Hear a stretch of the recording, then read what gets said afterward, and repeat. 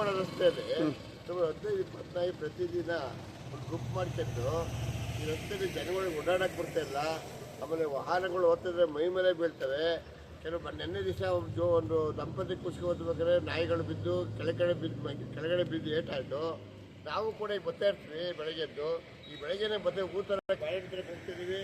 ಈ ಟೈಮಲ್ಲಿ ಸಿಕ್ಕಾಪಟ್ಟೆ ನಾಯಿಗಳು ಮೇಲೆ ಬರ್ತವೆ. ಯಾರು ಕೂಡ ಅಧಿಕಾರಿಗಳು ತಲೆ ಕೆಡಿಸ್ತಿಲ್ಲ.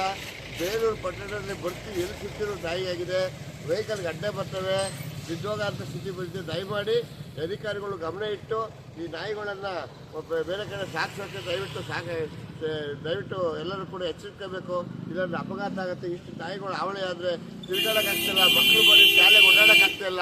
ನಾವು ಜನಗಳೇ ತಿರುಗಾಡೋಕ್ಕಾಗ್ತಿಲ್ಲ. ದಯವಿಟ್ಟು ಎಲ್ಲರೂ ಕೂಡ ಎಚ್ಚರಿಸಬೇಕು ಅಂತ ಆಮೇಲೆ ಮನವಿ ಮಾಡ್ತೀವಿ. ವಾಯುವಿಹಾರಕ್ಕೆ ಹೋಗೋರಿಗೆ ತುಂಬ ಅನಾನುಕೂಲ ಆಗಿದೆ. ವಯಸ್ಸಾದವರು ಕೂಡ ಹೋಗ್ತಾ ಇರ್ತಾರೆ, ಎಲ್ಲರೂ ಕೂಡ ವಾಕ್ ಹೋಗ್ತಾ ಇರ್ತಾರೆ. ಅಂಥ ಟೈಮ್ನಲ್ಲಿ ನಾಯಿಗಳನ್ನು ನೋಡಿ ಅವ್ರ ಬೈಲಿಂದ ಎಲ್ಲರ ಕೈಯಲ್ಲಿ ಒಂದು ಫೋನ್ ಇಟ್ಕೊಂಡು ಹೋಗ್ತಕ್ಕಂಥ ವ್ಯವಸ್ಥೆ ಬಂದಿದೆ. ದಯಮಾಡಿ ಇದನ್ನು ಗಮನಿಸಬೇಕು ಮೇಲಧಿಕಾರಿಗಳು ಅಂತ ಕೇಳ್ಕೊಳ್ತೀವಿ.